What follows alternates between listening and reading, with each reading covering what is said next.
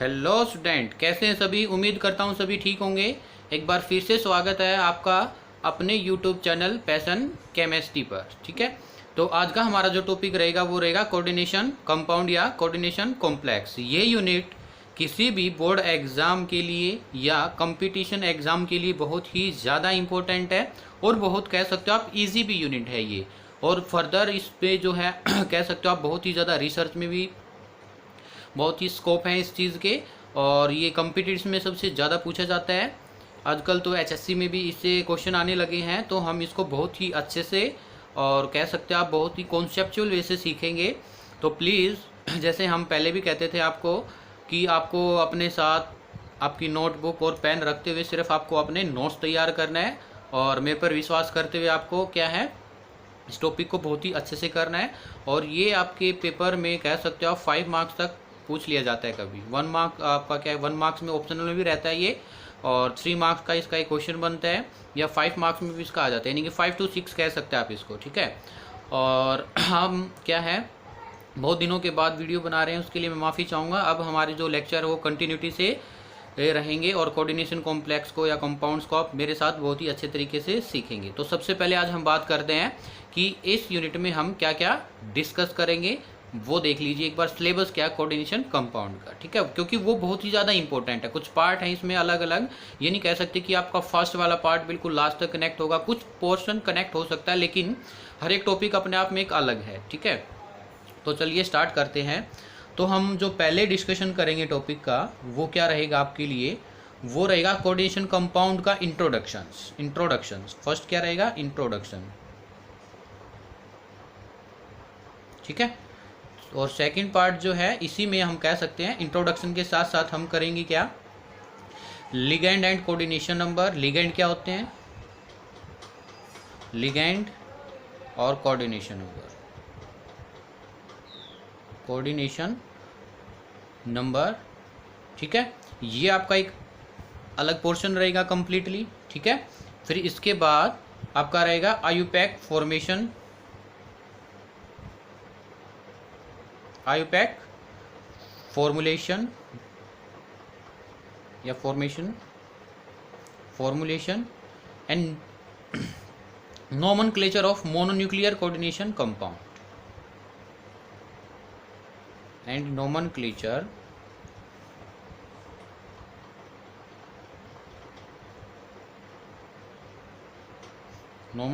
of mononuclear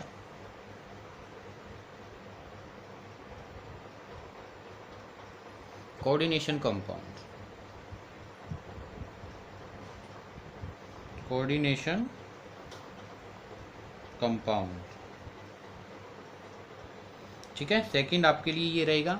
okay, फिर इसके बाद है बहुत ही ज़्यादा इम्पोर्टेंट आइसोमेरिज्म।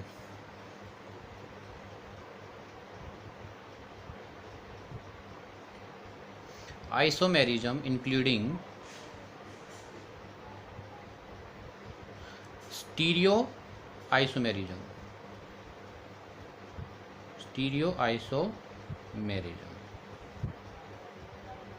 और कह सकते हैं, मैं इस पर स्टार भी लगा रहा हूँ, यहाँ से आइसोमेरिज्म से चाहे कोई भी क्यों ना एग्ज़ाम हो आपका, चाहे वो आपका बोर्ड एग्ज़ाम है, नीट है, जेई है, एनडीए है, आप कह सकते हो कोई भी आपका कॉम्पिटिटिव एग्ज़ाम है, उसमें आइसोमेरिज्म से क्वेश्चंस 110% पूछने की पॉसिबिलिटी रहती है। इसको हम बहुत ही अच्छे से डिस्कस करेंगे। ठीक है, और आपको भी ये बहुत ही अच्छे से सीखना है। और इसमें आपका कोऑपरेशन जो है, आप कह सकते हो आपका जो कोऑपरेटिव नेचर मेरे को बहुत ही रिक्वायर होगा आपको अच्छे से समझाने के लिए। ठीक है, आपको बहुत ही अच्छे से समझना होगा ये। ठीक है, इसके बाद है बॉन्डिंग।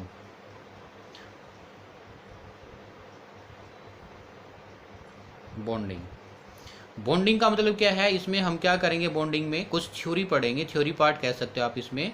ठीक है, जैसे इसमें वीबीटी वैलेंस बॉन्ड थ्योरी। ठीक है, वीबीटी अप्रोच, जिसमें हम क्या डिस्कस करेंगे, इसकी शेप के बारे में, कुछ कॉम्प्लेक्स लेंगे हम, कोऑर्डिनेशन कॉम्प्लेक्स या कोऑर्डिनेशन कंपाउंड के कुछ एग्जांपल्स लेंगे, उसकी शेप के बारे में डिस्कस करेंगे। ठीक है, कलर के बारे में डिस्कस करेंगे। मैग्नेटिक प्रॉपर्टीज़ के बारे में डिस्कस करेंगे।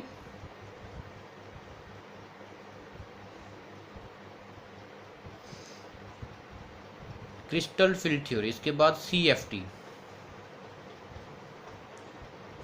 ठीक है, क्रिस्टल फील्ड थ्योरी, इसके बारे में हम डिस्कस करेंगे। ये भी कुछ क्या आपकी कॉम्प्लेक्स की शेप है, ये आप कह सकते हो कलर है, मैग्नेटिक प्रॉपर्टीज़ है, उसके बारे में भी क्या है CFT एक्सप्लेन करेगा। जो VBT की क्या होंगी आपकी कह सकते हो लिमिटेशंस, उसको कंप्लीट करेगा CFT। और इससे पहले एक और आपकी क्या है थ्योरी है जिसको हम कहते हैं वर्नर थ्योरी। क्या कहेंगे उसको? Werner theory.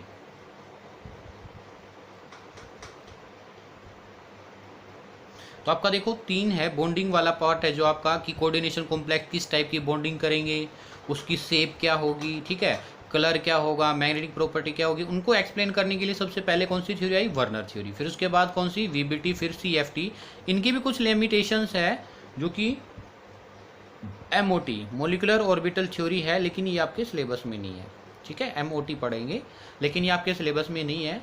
हो सकेगा तो हम देखेंगे बाद में कभी सिलेबस होने के बाद MOT एक्सप्लेन कर दे आपके लिए, ठीक है। पहले हमें सिलेबस के रिगार्डिंग चलना है। फिर इसके बाद है, अभी तक कितने पार्ट हुए? 1, 2, 3 एंड 4। फिफ्थ पार्ट जो होगा वो रहेगा आपका idea of stability of coordination compounds. Idea of stability, idea of stability of coordination compound। Coordination compound कैसे स्टेबल होंगे उसके बारे में कुछ हम ब्रीफ आइडिया लेंगे, ज़्यादा नहीं, कुछ ब्रीफ, ठीक है। फिर जो लास्ट रहेगा वो रहेगा importance of coordination compound. Importance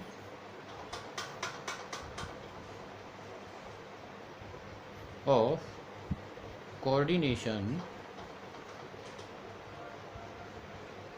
complex, ठीक है, इन कहाँ? क्वालिटेटिव एनालिसिस, क्वालिटेटिव एनालिसिस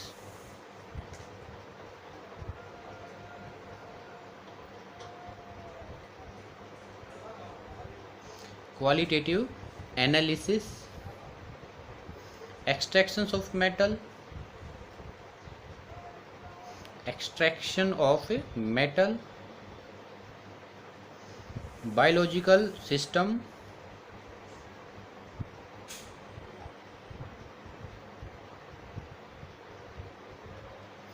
ठीक है, जैसे क्लोरोफिल है, विटामिन B12 है, हीमोग्लोबिन है, लिख देते हैं आपके लिए। बायोलॉजिकल सिस्टम क्या है? क्लोरोफिल,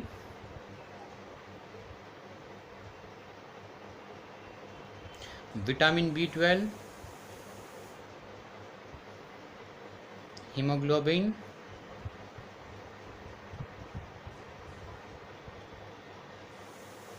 ठीक है। इसमें कुछ हम क्या है कोऑर्डिनेशन कंपाउंड्स की क्या इंपॉर्टेंस है उनको डिस्कस करेंगे। तो ये आपको क्या है एक बार ओवरव्यू बताया मैंने आपको कि पढ़ने क्या वाले हैं हम, ठीक है। एक बार फिर से रिपीट कर दे रहे हैं। तो इसमें क्या है सबसे पहले हमारा पोर्शन रहेगा इंट्रोडक्शंस, कोऑर्डिनेशन कंपाउंड क्या है, लिगेंड क्या होते हैं, कोऑर्डिनेशन नंबर क्या होता है आपका, ठीक है, कोऑर्डिनेशन नंबर क्या होता है, आयुपैक फॉर्मुलेशंस या नोमेनक्लेचर कैसे करेंगे हम कोऑर्डिनेशन कंपाउंड का। तो ये वाली जो चीज़ है ये तो देखो इसके बिना तो आप यही नहीं समझ पाओगे कि चल क्या रहा है, ठीक है। जो आपका फर्स्ट पार्ट है इसके बिना तो आप ये नहीं समझ पाओगे कि कोऑर्डिनेशन कंपाउंड में चल क्या रहा है हमारा, कैसे क्या हो रहा है। तो ये आपका कह सकते हो आप बिल्कुल बेसिक चीज़ है, ये आपको फर्स्ट लेक्चर मस्ट नेसेसरी है for understand the coordination compound, ठीक है। फिर इसके बाद आयुपैक, इसमें आपका है पॉसिबिलिटी 1 मार्क्स में आपका क्या रहता है, काफ़ी बार क्वेश्चन पूछ लिया जाता है आपसे कि बताइए ये आपका कोई भी कंपाउंड दिया गया है, या तो आपका आयुपैक नेम दे देंगे उससे फॉर्मूला बनवा लेंगे, या आपसे क्या करेंगे कोई भी नेम दे देंगे वर्डिंग में और उससे कहेंगे आपका इसका फॉर्मूला लिख के दिखाइए, ठीक है। ये इसलिए इंपॉर्टेंट है, काफ़ी बार पूछा जाता है। और आइसोमेरिज्म के बारे में मैंने आपको बताया है कि आपके जैसे ज्योमेट्रिकल आइसोमेरिज्म होंगे, ऑप्टिकल आइसोमेरिज्म होंगे, तो उसको हम डिस्कस करेंगे, ठीक है।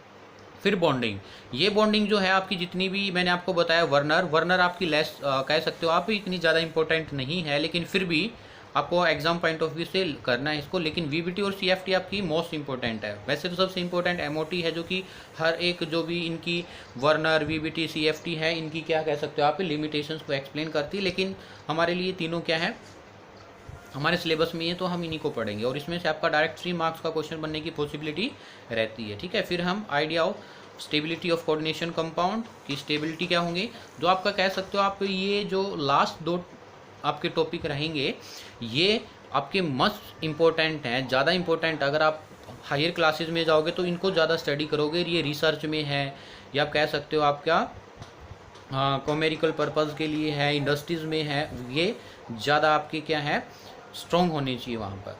ठीक है, तो इसके लिए आप फर्दर करोगे। लेकिन ये भी एग्जाम में काफ़ी बार शॉर्ट नोट आ जाता है, what is the importance of coordination complex in qualitative analysis, extractions of metal, biological system में क्या इंपॉर्टेंस है, तो ये हमें करना होगा। ठीक है, तो ये आपका कंप्लीटली सिलेबस के बारे में है। तो चलिए स्टार्ट करते हैं आज का हम अपना टॉपिक जर्नल इंट्रोडक्शंस के बारे में। ठीक है, जर्नल इंट्रोडक्शन के बारे में देखिए, फर्स्ट टॉपिक को लेकर के चल रहे हैं।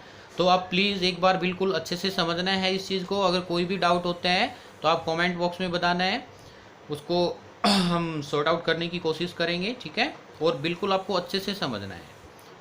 ठीक है, पहले एक बार आपको वीडियो को देखना है, उसके बाद आपके नोट्स वीडियो को पॉज करके लिख लेना है। ओके, तो चलिए इंट्रोडक्शन।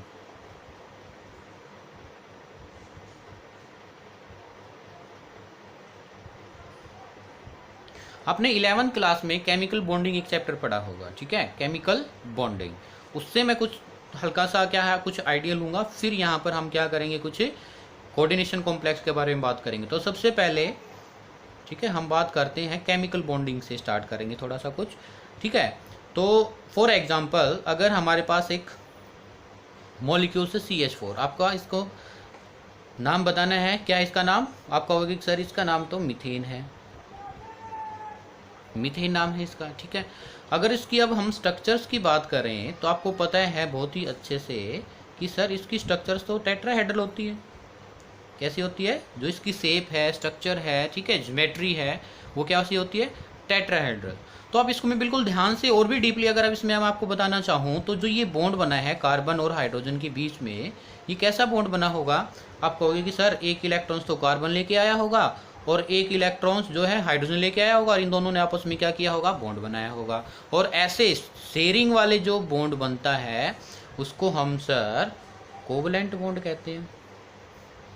क्या कहते हैं आप उसको, कोवलेंट बॉन्ड। क्या कहोगे आप उसको, कोवलेंट बॉन्ड। ठीक है, तो कोवलेंट बॉन्ड है।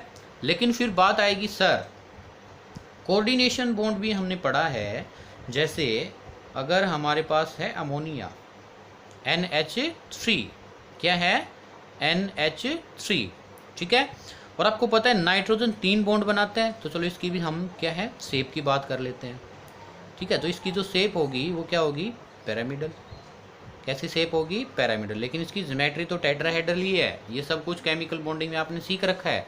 ठीक है, वरना तब केमिकल बॉन्डिंग या आप कह सकते हो आपका 11th क्लास में चैप्टर आएगा, वहाँ पर आप एक बार मैं वीडियो बनाने वाला हूँ। ठीक है, कुछ टाइम के बाद, तो वहाँ पर भी आप सीख सकते हो, डीपली डिस्कशन करेंगे हम इस चीज़ का। तो आपको पता है नाइट्रोजन ने 3 बॉन्ड तो बना रखे हैं। 3 बॉन्ड बनाने के बाद नाइट्रोजन के पास क्या है, एक लोन पेयर है। कैसे रहा, चलो और भी बेसिक में लेके चलते हैं। You know that what is the atomic number of nitrogen, आप कहोगे सर 7। एंड इलेक्ट्रॉनिक कॉन्फ़िगरेशन इन सब सेल क्या होंगी, आप कहोगे सर ये तो हमें बहुत अच्छे से आता है। 1s2 2s2, कितने इलेक्ट्रॉन हो गए, 4, और 2p3। आउटर मोस्ट सब सेल कौन सी है आपके लिए, ये वाली है आउटर मोस्ट सब सेल। और आउटर मोस्ट सब सेल को अगर आप और उसमें क्या है, आप ऑर्बिटल में क्या दिखाना चाहो इलेक्ट्रॉन्स को फिलिंग, तो आप कैसे दिखाओगे, 2s में कितने ऑर्बिटल होते हैं, s सब सेल में कितने ऑर्बिटल होते हैं, बोलो 1। p में कितने होते हैं, 3। ठीक है, और इसमें s में मैक्सिमम इलेक्ट्रॉन कैसे आ सकते हैं, 2, और कैसे आएंगे, अपोजिट स्पिन 1 2 3, ये 3 इलेक्ट्रॉन इसमें दिखा दिए। तो इन वाले इलेक्ट्रॉन्स को आपने सीख रखा है सर, ये जो आपके अनपेड इलेक्ट्रॉन रहते हैं इनको हम क्या कहते हैं, बोलिए अनपेयर्ड इलेक्ट्रॉन्स। क्या कहेंगे, अनपेयर्ड इलेक्ट्रॉन्स, अनपेयर्ड इलेक्ट्रॉन्स। और जो ये डबल वाला है इसको आप क्या कहते हो, पेयर्ड इलेक्ट्रॉन्स। इसको आप क्या कहोगे? Paired electrons. इनको आप अनपेयर्ड इलेक्ट्रॉन्स कहते हैं और इनको अनपेयर्ड इलेक्ट्रॉन्स बोलते हो आप इस चीज़ को, ठीक है? आपको याद पता है सभी, अभी तक तो सिर्फ मैं वो बता रहा हूँ जो आपको पता है, ठीक है? फिर जो ये अनपेयर्ड इलेक्ट्रॉन्स होते हैं बेटा, ये कैसा बॉन्ड बनाते हैं? आप कहोगे सर ये कोवलेंट बॉन्ड बनाते हैं। कैसा बॉन्ड बनाते हैं? ये कोवलेंट बॉन्ड बनाते हैं, ठीक है? और जो पेयर्ड वाले ये कैसा बॉन्ड बनाते हैं? कोऑर्डिनेट बॉन्ड बनाएंगे। या तो इसका एक्सटेंशन करो, सिंगल में कन्वर्ट करके कोवलेंट बॉन्ड बनाओ, या डबल जो बनाएंगे तो ये क्या है? डबल का डबल, ऐसे का ऐसे डोनेट कर देंगे। तो ये जो मैंने तीन बॉन्ड, तो तीन इलेक्ट्रॉन दिखाए, ये तो हाइड्रोजन के साथ शेयर करके ये वाले कोवलेंट बॉन्ड बनाया है। और एक ये जो मैंने दिखाया है ऐसे पेयर करके, ये वाला कैसा आपका? Lone pair. इनको आप और क्या कहते हो? Lone pair electrons, LP electrons. L से लोन, पे से pair electrons, lone pair electrons, ठीक है? तो ये क्या करेगा? अगर मैं अमोनिया NH3 की किसी भी, आप कह सकते हो NH3 को, अगर मैं H पॉजिटिव के साथ रिएक्ट करें, नहीं कोई भी एसिड लिया उसके साथ रिएक्ट कराया, तो जो फॉर्मेशन होगी वो क्या होगी? NH4 positive. कैसे क्या हुआ होगा? ठीक है, अगर मैं दिखाना चाहूँ तो क्या हुआ होगा? जो ये लोन पेयर है बेटा, ये वाला H H H, ठीक है? और यहाँ पर हमारा क्या है? H positive. ये इसने इसको डोनेट किया होगा कैसे? By coordinate bond. कैसे डोनेट किया होगा? Coordinate bond. तो हम कुछ ऐसे ही कॉम्प्लेक्स के बारे में पढ़ेंगे जो कि हमारा इस टाइप की बॉन्ड की क्या हो? फॉर्मेशन, कोऑर्डिनेट बॉन्ड की फॉर्मेशन है, ठीक है? तो उसके बारे में हम डिस्कशन करेंगे, ठीक है? तो चलिए आपको एक और बात बताते हैं। चलिए, जैसे आपने पढ़ा होगा सॉल्ट, ठीक है? सॉल्ट क्या होते हैं?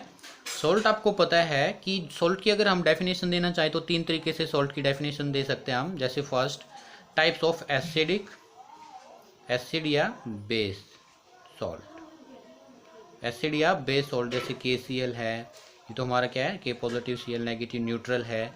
और क्या हो सकता है आपका? कोई और सॉल्ट का एग्जांपल से ले लीजिए, Na2SO4, ठीक है? ये हमारा कैसा है? आप कह सकते हो सर ये भी न्यूट्रल है, ओके? और क्या हो सकता है आपका? कोई भी एग्जांपल्स ले लीजिए, KCl है, NaCl है, इस टाइप से कि आपके सभी सॉल्ट हैं। इसमें से तीनों मैंने न्यूट्रल सॉल्ट लिखे हैं, ठीक है? तो और सेकंड डेफिनेशंस क्या हो सकती हैं? तब एसिड और बेस रिएक्ट करेंगे तो क्या बनेगा? उस बेस पर क्या है?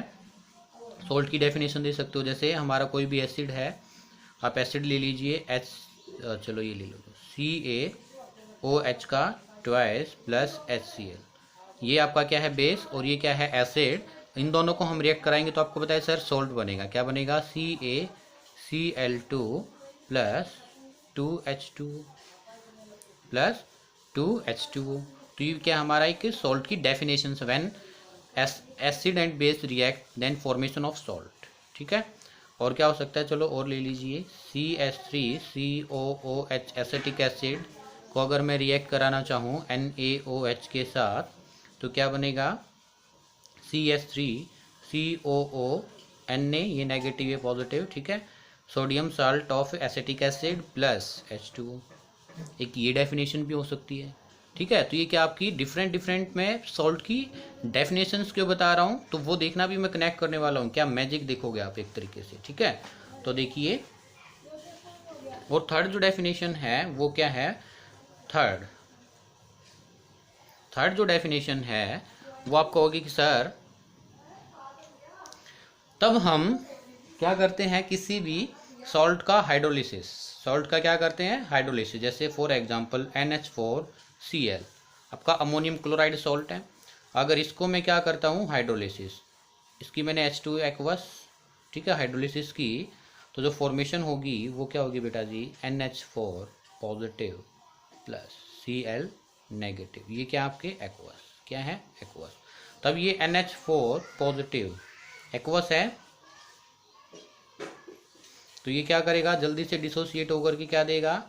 NH3 plus H3O positive. ये कहिएगा सर आप H3O पॉजिटिव कैसे ले लिया आपने, तो चलिए बताते हैं आपको। इसी रिएक्शन को फिर से लिखता हूँ मैं। NH4 पॉजिटिव एक्वस है, तो एक्वस का मतलब इसमें वाटर है। क्या इसमें वाटर है, और वाटर के बाद आपको पता है क्या होते हैं, दो लोन पेयर, ठीक है। और इसकी शेप मैंने अभी अभी जस्ट पीछे बनाई थी, इस तरीके की क्या थी, टेट्राहेड्रल होती है। कैसी होती है, टेट्राहेड्रल पॉजिटिव। तो ये क्या करेगा, एन नाइट्रोजन एक मोर इलेक्ट्रोनेगेटिव, और इस पर पॉजिटिव चार्ज क्या हो जाएगा, अनस्टेबल। क्या होएगा, अनस्टेबल। तो ये एक क्या कर लेगा, यहाँ से हाइड्रोजन को ले लेगा और क्या बन जाएगा, NH3 प्लस H2O है, 2 H पहले हैं, और ऑक्सीजन ने इसको एक लोन पेयर किसको डोनेट कर दिया है, हाइड्रोजन को। इसी वजह से ऑक्सीजन पर कैसा आ जाएगा, पॉजिटिव चार्ज आ जाएगा। क्या आ जाएगा, पॉजिटिव चार्ज। इसको हम हाइड्रोनियम आयन बोलते हैं। ये कैसा होता है, एसिडिक, और ये क्या होता है, basic. Acidic and basic, clear है। यानी कि तब आपने एक सॉल्ट, वीक सॉल्ट को हाइड्रोलिसिस किया, तो उसके हाइड्रोलिसिस के बाद हमें क्या बना, क्या मिला, एसिड और बेस। क्या मिला, एसिड और base. Ammonia is a base and H3O positive hydronium ion is acidic nature. तो ये क्या है, टाइप, इसकी क्या कह सकते हो, टाइप। फिर अगर हम ये डेफिनेशन कह सकते हो आप एक तरीके से, या प्रॉपर्टीज कह सकते हो एसिड और बेस की, लेकिन फिर इसकी क्या है, डेफिनेशंस आप कह सकते हो, टाइप्स। डेफिनेशन के बाद क्या है, इसकी टाइप्स। टाइप्स जो होंगी वो बिल्कुल सुन लेना, ठीक है। वो इतना मैं अभी उसमें से जो इंपॉर्टेंट है वही उठाऊंगा। तो टाइप्स हैं सॉल्ट की, वो क्या होती हैं, डबल सॉल्ट क्या होता है हमारे पास, ठीक है। मिक्सचर सॉल्ट क्या होता है, ओके। फिर उसके बाद जो सॉल्ट है, एसिडिक है, बेसिक है, न्यूट्रल है, वो बहुत सारी हैं, ठीक है। तो उसमें से जो हमारे जो टॉपिक अभी आएगा वो आएगा क्या है, जो सॉल्ट है वो क्या होता है, डबल सॉल्ट, डबल सॉल्ट, ठीक है, और mixture salt. Double salt and mixture salt, ये क्या होते हैं, double salt and mixture salt क्या होंगे, ये समझिएगा बिल्कुल अच्छे से। देखो डबल, जैसे नाम से पता चल रहा है डबल सॉल्ट, ठीक है। तो डबल सॉल्ट क्या होंगे, ऐसे सॉल्ट जिसमें क्या हो, आपके दो सॉल्ट कंबाइंड फॉर्म में हो। दो सॉल्ट क्या हो, कंबाइंड फॉर्म में। आप सिंपली फॉर्म में ऐसे दो compound which consist of two salt in equimolar ratio, ऐसे डिफाइन कर सकते हो। दो salt which contain two salt in equimolar ratio. For examples, जैसे मोर सॉल्ट,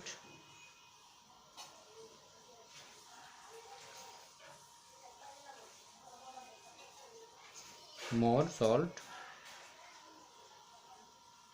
फॉर्मूला क्या होगा आपका, जो एग्जामिनर होता है प्रैक्टिकल में, जो एग्जामिनर आता है आपका काफ़ी बार पूछता है, what is the formula of more salt या पोटास एलम, ठीक है। मोर सॉल्ट अभी लिखेंगे, पोटास एलम, पोटास एलम, क्या फॉर्मूला होगा, ये काफ़ी बार पूछा जाता है आपसे। तो आपको इनका जो फॉर्मूला है वो बहुत ही अच्छे तरीके से याद होना चाहिए। तो मोर सॉल्ट की बात करें, ये डबल सॉल्ट होता है, और इसमें फेरस सल्फेट और अमोनियम सल्फेट का मिक्सचर होता है। कैसे, जैसे फेरस सल्फेट का फॉर्मूला आपको पता है, FeSO4 डॉट NH4, अमोनियम है, NH4 का twice SO4 dot 6H2O, that is the formula of a Mohr salt. Potash alum, potash alum का फॉर्मूला क्या होगा, ये भी क्या है आपका, एल्यूमिनियम सल्फेट और पोटासियम सल्फेट। यहाँ पर फेरस सल्फेट है और इसमें क्या है, पोटास का मतलब क्या है, जो फिटकरी होती है, पोटासियम सल्फेट का सॉल्ट होगा। इसको कैसे याद रख सकते हो, मोर जर्नली किससे होता है बेटा, आयरन से रिलेटेड होता है, ठीक है। और पोटास किससे होता है जर्नली, पोटासियम से। तो कैसे याद कर सकते हो आप इसको, K2SO4 dot aluminium Al2SO4 thrice dot 24H2O। तो ये क्या है, डबल सॉल्ट के एग्जांपल। तो जैसे मैंने इसमें बताया, डबल सॉल्ट क्या होते हैं कि ऐसे कॉम्प्लेक्स होते हैं, ये ऐसे सॉल्ट के कॉम्प्लेक्स होते हैं जिसमें दो सॉल्ट इक्विमोलर अमाउंट में कंबाइन होते हैं, या कंटेन रखते हैं अपने आप में, ठीक है, कंबाइन रहते हैं। तो ये दो एग्जाम्पल आपके क्या हैं, बहुत ही इंपॉर्टेंट है और आपसे पूछ भी लिया जाता है ये। ओके, तो आपको इनका फॉर्मूला याद रखना बहुत ही ज़रूरी है। ठीक है, अभी एक और बात भी बताऊंगा इनके बारे में। मिक्सचर सॉल्ट किनको कहोगे आप? Those salt which contain, those salt which contain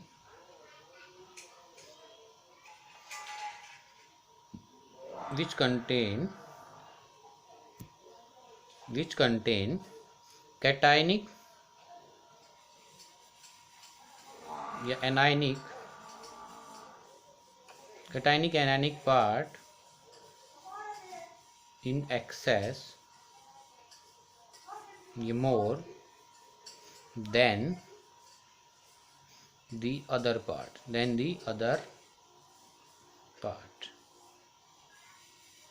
is called mixture salt। Mixture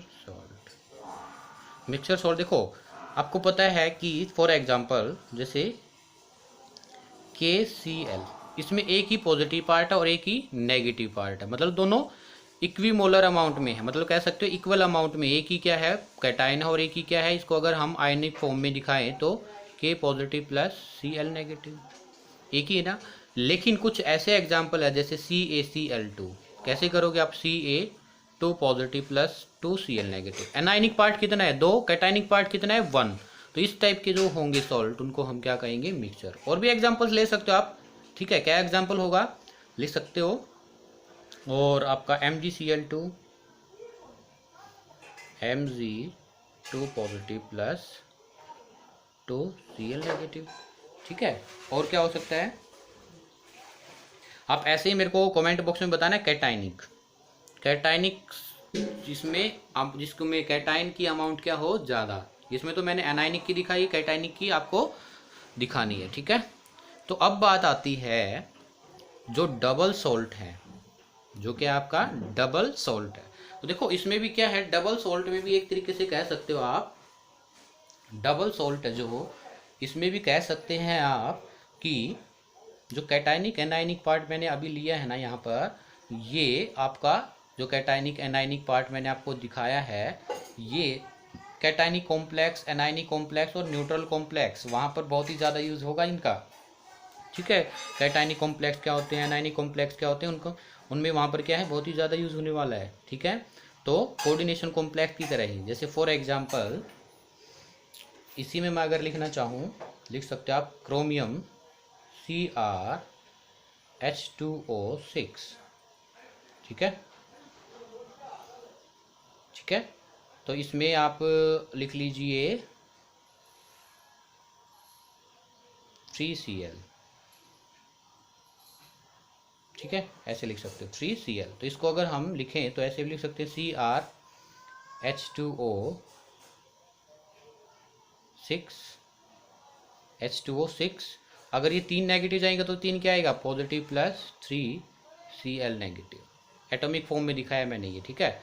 तो अब इसमें देखिए जो ये कॉम्प्लेक्स है इसको हम क्या कहेंगे? कैटाइनिक कॉम्प्लेक्स, ठीक है। और ये क्या आपका एनायन। तो अभी यहीं से हमारी कहानी स्टार्ट होगी किसकी? कोऑर्डिनेशन कॉम्प्लेक्स की, ठीक है। सॉल्ट से ही जनरली हमारी क्या है, एक तरीके से कहानी स्टार्ट हुई है कोऑर्डिनेशन कंपाउंड या कॉम्प्लेक्स की। लेकिन एक बहुत ही मेजर डिफरेंस है डबल सॉल्ट और किसके बीच में? डबल सॉल्ट और कोऑर्डिनेशन कॉम्प्लेक्स या कोऑर्डिनेशन कंपाउंड के बीच में, वो समझ लीजिए बेटा क्या है, ठीक है। इसकी डेफिनेशन है या इसके बारे में और फर्दर डिटेल है वो हम कल से ही स्टार्ट करेंगे। ये बेसिक जो मैंने बताया ये बहुत ही इंपॉर्टेंट था आपको बताना, क्योंकि ये आप बच्चों को काफ़ी बार यही पता नहीं चलता है what is the basic difference between double salt and complex salt, या सॉल्ट को हम कैसे कोरिलेट करें किसके साथ? कोऑर्डिनेशन कंपाउंड के साथ, ठीक है। वो काफ़ी बार नहीं पता चलता है, लेकिन एक तरीके से कॉन्सेप्ट को बिल्ड करने के लिए हमें इस जो मैंने आपको बताई हैं ये बातें, इनका पता होना बहुत ही ज़्यादा ज़रूरी है, ठीक है, बहुत ही ज़्यादा ज़रूरी कह सकते हैं आप, ठीक है। तो देखिए मैं एक एग्जाम्पल्स लूँगा किसका? कोऑर्डिनेशन कंपाउंड का, और एक एग्जाम्पल्स लूँगा मैं किसका? डबल सॉल्ट का, ठीक है। फिर इनमें हम क्या करेंगे? कुछ डिफ्रेंशिएट पढ़ेंगे, ठीक है, कल वो देखेंगे। तो सबसे पहले मैं डबल सॉल्ट का एग्जांपल्स लेता हूँ, तो वो देखिए। जैसे डबल सॉल्ट में मैंने एग्जांपल लिया है मोर सॉल्ट या पोटासियम, कोई भी ले लीजिए, चलो पोटासियम लेते हैं। K2SO4 डॉट Al2SO4 का थ्राइस डॉट 24H2O। अगर मैं इसकी क्या करूं बेटा, सबसे पहले इसको लगाओ आप हीट, या इसकी हाइड्रोलिसिस कर दो आप। इसकी क्या कर दो, हाइड्रोलिसिस कर दो। तो हाइड्रोलिसिस तब हम इसको करेंगे तो सबसे पहले ये क्या होगा, डिसोसिएट होना स्टार्ट होगा। KSO4 डॉट या KSO4 plus Al2SO4 thrice plus 24H2O। ये हो तो जाता है एक ही स्टेप में, लेकिन मैं बता रहा हूँ कैसे क्या होगा। एक ही स्टेप में हो जाता है, लेकिन मैं फिर भी आपको समझाने के लिए स्टेप बाय स्टेप इसको एक्सप्लेन कर रहा हूँ। फिर से क्या होगा, पानी तो अब भी है, थोड़ा सा इसको स्टीरर करोगे तो क्या है, जो इसमें ये आपके सोल्ट बने हुए हैं ये भी क्या हो जाएंगे, आयोनाइज्ड हो जाएंगे। कैसे, 2K positive plus SO4 2 negative plus aluminium कितने हैं 2Al, एक एल्यूमिनियम पर कितना चार्ज होता है 3 पॉजिटिव प्लस सल्फेट पर कितना होता है SO4 2 नेगेटिव है कितने 3, ठीक है। तो देखो क्या हुआ, तब आप डबल सॉल्ट को क्या करते हो, आपको पता है सॉल्ट की प्रॉपर्टीज क्या होती है, तब आप उसको पानी में डिजोल्व करते हो तो क्या हो जाता है, आयनिक फॉर्म में कन्वर्ट हो जाता है। तो वही बात है, सिर्फ मैंने डबल सॉल्ट को क्या किया, पानी में डिजोल्व किया, हीट को कैंसिल आउट करो, चलो हीट करोगे तो 24H2O क्या हो जाएंगे, बाहर निकल जाएंगे, ठीक है। इसी वजह से मैंने ये दिखाया था, हीट भी दिखा सकते हैं आप, लेकिन हम सिर्फ हाइड्रोलिसिस की बात करते हैं। तो पोटासियम सल्फेट, एल्यूमिनियम सल्फेट और 24H2 क्या है, पोटासियम है। इसमें जैसे ही आपने पानी डाला तो क्या हो गया, ये जो डबल सॉल्ट है सिंगल सॉल्ट में कन्वर्ट हुआ, ठीक है, और 24H2 इसमें से बाहर निकल गई। फिर इसके बाद फिर से आपने थोड़ा सा इसको स्टीरर किया, हीट किया, तो ये आयनिक फॉर्म में हो गया। कितने हैं जो आपके पोटासियम, ये कितने हैं 2 पोटासियम है, और यहाँ पर क्या है एल्यूमिनियम, तो एल्यूमिनियम कितना है 2, तो 2 मैंने लिख दिया, और सल्फेट कितना है 3 मैंने लिख दिया। फिर इस पर चार्ज देखो, मैंने ऊपर ही आपको बताया था कि कैटायनिक आपको एग्जाम्पल बताना, ये क्या है कैटायनिक एक्सेस है और एनायनिक क्या है लेस, तो कैटायनिक, ठीक है, कैटायनिक का एग्जाम्पल्स ओके, वैसे आपने कमेंट बॉक्स में कर दिया होगा, ठीक है। फिर इसके बाद क्या है, ये कंप्लीटली आयनाइज हो जाता, लेकिन जैसे ही अगर मैं बात करूं किसकी, कोऑर्डिनेशन कंपाउंड की, किसकी बात करें हम, कोऑर्डिनेशन कंपाउंड। अभी मैंने कुछ डेफिनेशंस कुछ नहीं बताया, सिर्फ आपको इतना ही बोला है कि ये तरीके से कोऑर्डिनेशन कॉम्प्लेक्स क्या है। देखो कॉम्प्लेक्स क्या, कोऑर्डिनेशन कॉम्प्लेक्स जैसे मैंने लिखा K3 CrCl6